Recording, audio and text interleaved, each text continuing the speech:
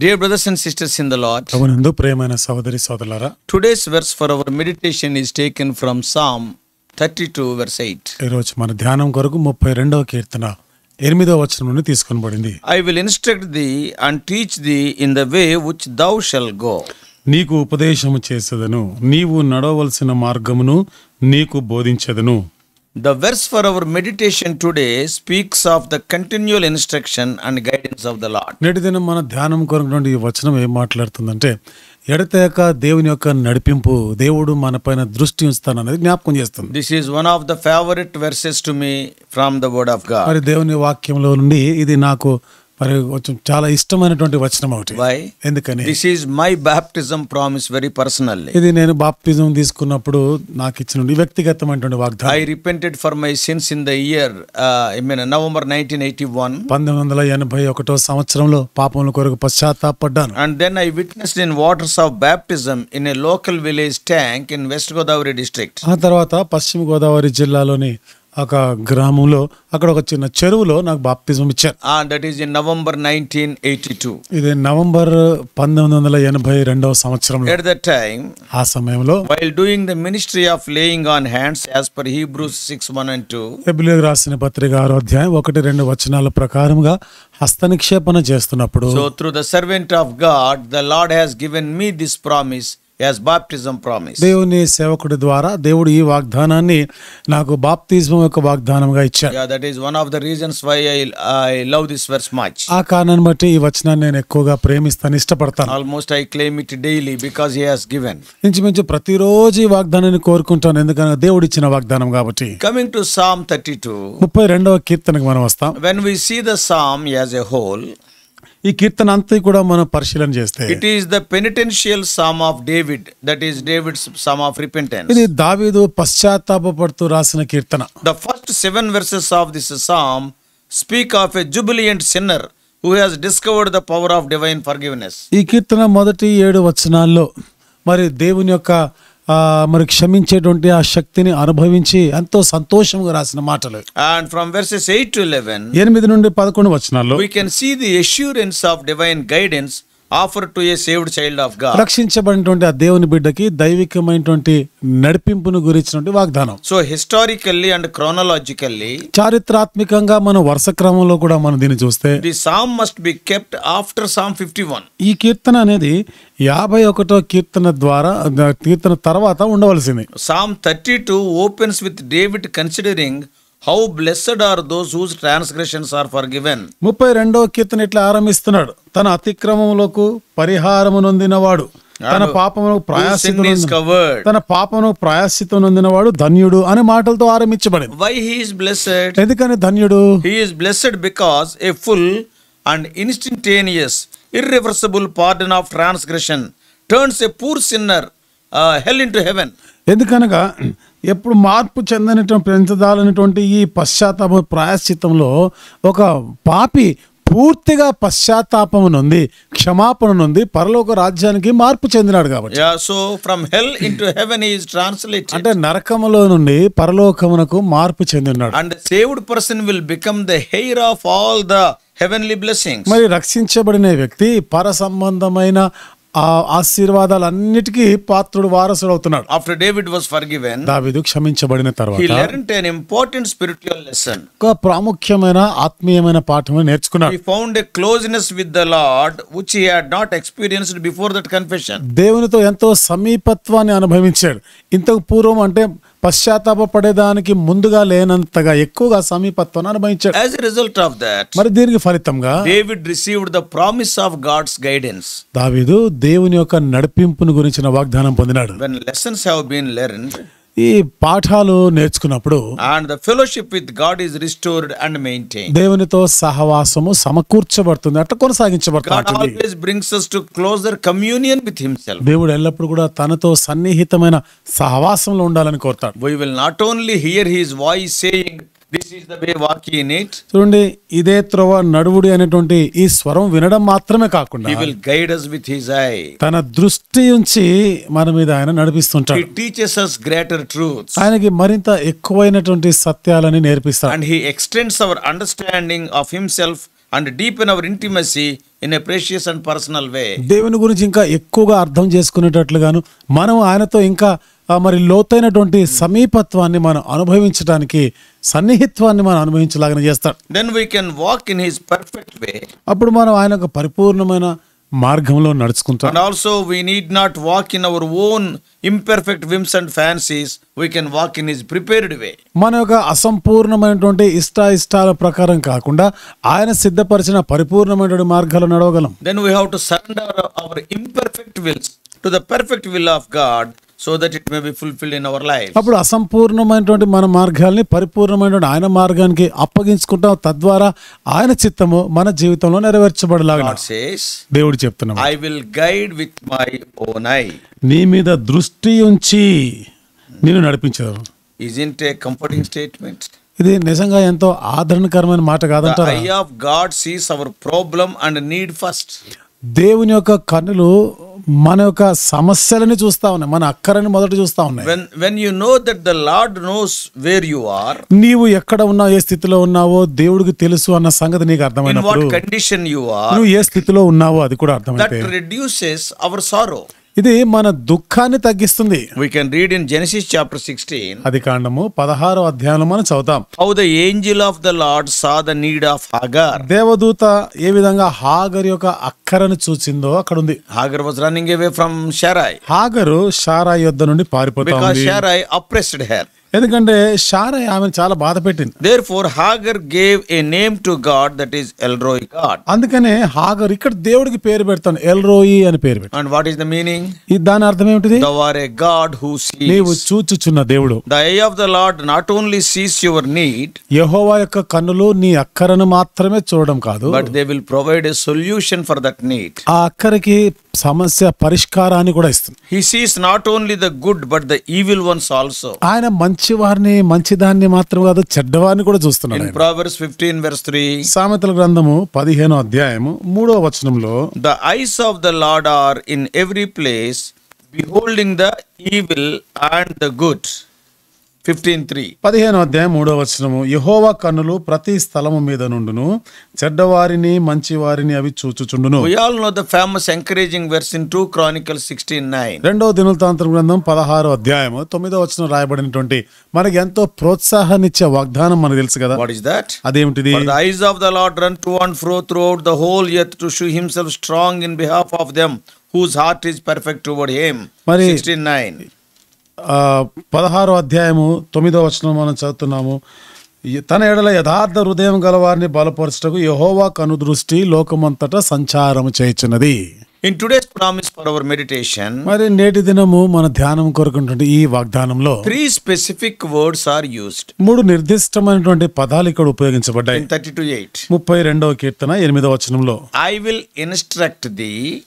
నేను నీకు ఉపదేశము చేసేదను. Secondly, రెండవది, I will teach thee.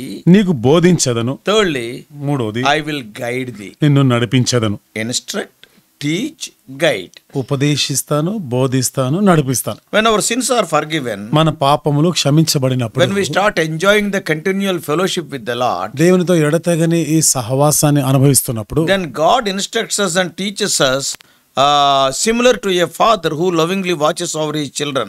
దేవుడు చూడండి, ఒక తండ్రి తన కుమారుని ఏ విధంగా ఉపదేశిస్తూ నేర్పిస్తుంటాడో అదే రీతిగా మనల్ని ఉపదేశిస్తూ మనకు నేర్పిస్తుంటాడు. Then we can take right decisions in our life journey. అప్పుడు మన ఈ జీవిత యాత్రలో సరైన నిర్ణయాలు తీసుకుంటాం. The promise in Psalm 32:8, 32వ కీర్తన 8వ వచనం ఉన్నటువంటి వాగ్దానము it encompasses everything we need to know to make the right decisions. సరి అయినటువంటి నిర్ణయం తీసుకునే దాని కొరకు అవసరమైనవన్నీ కూడా మన చుట్టూ ఉంటాయి. First of all, మొదటిదిగా he promises to instruct us with truth. సత్యాన్ని మనకి ఉపదేశిస్తాను అని ఆయన వాగ్దానం చేసినాడు. Many times the bold and even religious people offer us advices that are full of error. అనేక పర్యాయాలు లోకము తర్వాత religious people. ఈ మత సమయం వారు చాలా రకాల సలహాలు ఇస్తూ ఉంటారు. Many times they are full of error. అనేకసార్లు అవన్నీ కూడా తప్పులు ఉంటాయి అందులో. But the Lord's guidance always leads us to the right way. అయితే దేవుని నడిపింపు ఎప్పుడు కూడా సరి అయిన మార్గంలోనే నడిపిస్తూ ఉంటాడు. ఎందుకని? Because He knows our future. ఎందుకంటే మన భవిష్యత్తు ఆయన ఎరిగినవాడు కాబట్టి. Secondly, రెండవది, when we open His word, మనం ఆయన వాక్యమును తెరిచినప్పుడు He teaches us and helps us to understand what it means. అది దాని అర్థం ఏమిటిదో అర్థం చేసుకునేటట్లుగా బోధిస్తాడు ఆయన. Yeah, when we open the Bible, మనం బైబిల్ తెరిచినప్పుడు then God will open His mouth. దేవుడు తన నోరు తెరుస్తాడు, He will speak. మనతో మాట్లాడతాడు. However, ఏదేమైనా having information is just the beginning. చూడండి, దీని గురించిన ఈ సమాచారం తెలుసుకోవడం అనేది, దాని గురించి తెలుసుకోవడం ఇది కేవలం ఆరంభమే. But to benefit from it, అయితే వాటి నుండి మనం మేలు పొందాలంటే we must apply what we learn to the situation we are facing. మరి మనము ఈ పరిస్థితుల్లో ఏమి నేర్చుకున్నామో దాన్ని అన్వయించుకోవాలి. And here comes the ministry of the Holy Spirit in guiding us. ఇక్కడ మనం నడిపించడంలో పరిశుద్ధాత్మ యొక్క పరిచర్య చూస్తున్నాం. And He will guide us into all truth, as it is written in John 16:30. యోహాను సువార్త 16:13 రాయబడినట్లుగా సర్వ సత్యములోనికి నడిపిస్తాడు ఆయన. See, we read that verse. ఆ వచనం కూడా చదువుదాం. John 16:13. యోహాను సువార్త 16:13. Howbeit when He, the Spirit of truth, is come, He will guide you into all truth, for He shall not speak of Himself, but whatsoever He shall hear, that shall He speak, and He will shew you things to come. అయితే ఆయన అనగా సత్య స్వరూపి అయిన ఆత్మ వచ్చినప్పుడు మిమ్మును సర్వసత్యములోనికి నడిపించును. ఆయన తనంతట తానే ఏమీ బోధింపక వేటిని వినునో వాటిని బోధించి సంభవింపబోవు సంగతులను మీకు తెలియజేయును.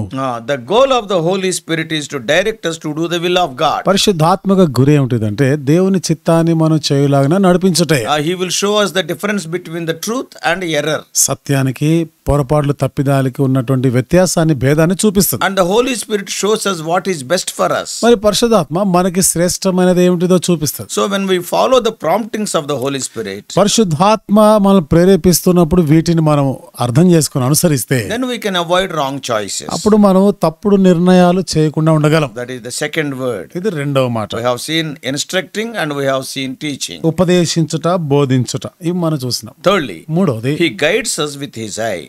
తన దృష్టి ఉంచి ఆయన మనల్ని నడిపిస్తానంటాడు. With His own eye. తన సొంత కన్ను, తన నేత్రములతో మనల్ని నడిపిస్తానంటాడు. For Him to guide us with His eye, we must maintain close fellowship with Him. తన నేత్రములు మన మీద ఉంచి నడిపించాలంటే మనం ఆయనకి సమీపంగా, సన్నిహితంగా రావాలి. Isn't it?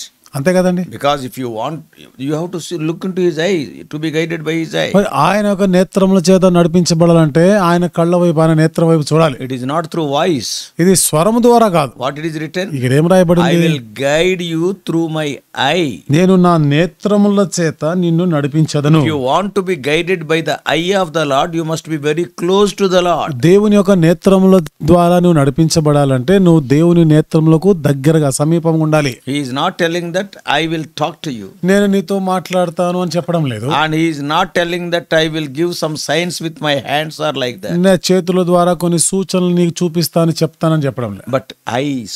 కానీ నేత్రములు, What does it mean? దాని అర్థం ఏమిటి? Always you must be looking into His eyes to be guided by Him. అంటే ఆయన చేత నువ్వు నడిపించబడే దాని కొరకు ఎల్లప్పుడూ ఆయన నేత్రముల వైపు చూస్తూ So in ఉండాలి. some families we all know, కొన్ని కుటుంబాల గురించి మనకు తెలుసు. when some guests come, ఎవరైనా అతిథులు వచ్చినప్పుడు the parents will be giving instructions to the children through their eyes. తల్లిదండ్రులు వారి కళ్ళతో పిల్లలకి సూచనలు చెప్తారు. So to do some jobs. కొన్ని పనులు చెప్తా ఉంటారు. This is possible only when the children are near to the parents. ఇది ఎప్పుడైతే పిల్లలు తల్లిదండ్రులకు దగ్గరగా ఉంటారో అప్పుడే ఇది సాధ్యం అవుతుంది. So to be guided by His eyes, we must have intimate fellowship with Him. ఆయన నేత్రముల చేత నడిపించబడాలనుకుంటే ఆయనకి సన్నిహితంగా మనం సహవాసంలోనికి రావాలి. Such counseling through eyes involves a closer relationship. ఈ నేత్రముల చేత నీకు ఆలోచన చెప్పుటలో సన్నిహితమైనటువంటి సహవాసం, సంబంధం ఉంటుంది. ఇక్కడ God's eye upon us not only speaks of His guidance, but also demonstrates His protection. ఆయన నేత్రం మన మీద ఉంచబడుట అంటే అది కేవలం నడిపించడానికి మాత్రమే కాకుండా ఇక్కడ భద్రత, కాపుదల కూడా ఉంటుంది. Because it speaks of His watchful care, He will be looking at you all the time. ఎందుకంటే ఆయన ఎంతో జాగ్రత్త తీసుకుంటున్నాడు, కాపుదల కాస్తున్నాడు. ఎల్లప్పుడు కూడా ఆయన మనల్ని కావలి కాస్తూనే ఉంటాడు. Wherever we are, whatever we are doing, మనం ఎక్కడున్నా, మనం ఏమి చేస్తున్నా కానీ He looks at us. ఆయన మన వైపు చూస్తా He ఉంటాడు. sees what awaits us each day and shows us the right way. అనుదినము ఏది మనకు వేచి ఉందో అది మనకు మనకు చూపిస్తాడు, ఆ ప్రకారంగా నడిపిస్తాడు ఆయన. Our responsibility is to keep looking up and setting our minds on God. మన బాధ్యత ఇదే, ఎల్లప్పుడు కూడా ఆయన వైపే చూస్తుండాలి, ఆయన పైన మన మనస్సును నిలపాలి. So from the promise of our meditation today, కాబట్టి నేటి దినము మన ధ్యానం కొరకైన ఈ వాగ్దానం నుండి remember, గుర్తుంచుకోండి, God desires to be close to his children. దేవుడు తన పిల్లలకి అత్యంత సమీపంగా ఉండాలని కోరుతున్నాడు. He looks forward to our prayers. మన ప్రార్థనలు ఆయన వినాలని ఎదురు చూస్తా He ఉన్నాడు. looks forward to our listening to what he says. ఆయన చెప్పేదానికి మనం వినాలి అని ఎదురు చూస్తున్నాడు. When we come to him believing him, ఆయన యందు విశ్వాసం ఉంచి మనం ఆయన దగ్గరికి he వచ్చినప్పుడు will instruct us ఆయన మనకు ఉపదేశం చేస్తాడు, and also he will teach us, ఆయన మనల్ని బోధిస్తాడు, he will guide us. నడిపిస్తాడు కూడా. Let us avail this wonderful guidance in all the decisions and choices of our life. మన జీవితంలో తీసుకున్న నిర్ణయాలు, ఎంపికలు అన్నిటిలో కూడా మనము ఈ మాటలు కోరుకుంటాం. May God help us. దేవుడు మనకు సహాయం చేయనుగాక. Let us pray. ప్రార్థన చేసుకుందాం. Loving heavenly Father, ప్రేమగల మా పరలోక oh తండ్రి, gracious God, కృపగల మా దేవా, what a loving God art thou. అంత ప్రేమగల దేవుడవు నీవు. Thou want to guide us with thine own eye. దేవా, నీ నేత్రములోంచి మమ్మల్ని నడిపించాలని కోరుతున్నాను. Lord, your eyes can see the things which are very far off. నీ నేత్రములో దూరంగా ఉన్న వాటిని కూడా స్పష్టంగా And చూడగలరు. also your eyes are looking, seeing those people who are upright, O Lord, in their lives. అంతేగా ఉంటా ప్రభు, నీ కను దృష్టి, నీ దృష్టికి యథార్థంగా ఉన్న వారిని కూడా చూస్తున్నాయి. You want to instruct us, teach us and guide us with your own eye. దేవా, నువ్వు మాకు ఉపదేశం చేయాలని, బోధించాలని, మీ నేత్రములు మా మీద ఉంచి మమ్మల్ని నడిపించాలని కోరుతున్నాను. That needs a personal and a very close relationship with you. దీనికి ప్రభు ఎంతో వ్యక్తిగతమైన సన్నిహితమైనటువంటి సంబంధం మీతో కలిగి ఉండాలి. Always we must look unto thee. ఎల్లప్పుడు మేము నీ వైపే చూచుదుము గాక. And your eyes speak us, O Lord, not only the guidance but the protection also. ఈ నేత్రములు ప్రభు మాకు నడిపించడం మాత్రం కాదు, భద్రతను గురించి కూడా Help us మాట్లాడుతున్నాం. to understand all these things. మరి ఈ సంగతులన్నీ కూడా అర్థం చేసుకునే దానికి Guide సహాయం us throughout this day. అంతే కూడా మమ్మల్ని నడిపించండి. Instruct us and teach us and guide us. ప్రభు మాకు ఉపదేశం చేయండి, బోధించండి, నడిపించండి. In Jesus' precious name we pray. యేసు ప్రభు వారి అమూల్యమైన నామములో ప్రార్థించి వేడుకుంటున్నాము తండ్రి. Amen. Amen. God bless you all. Please subscribe for more spiritual messages to the YouTube channel John Victor Telugu Messages.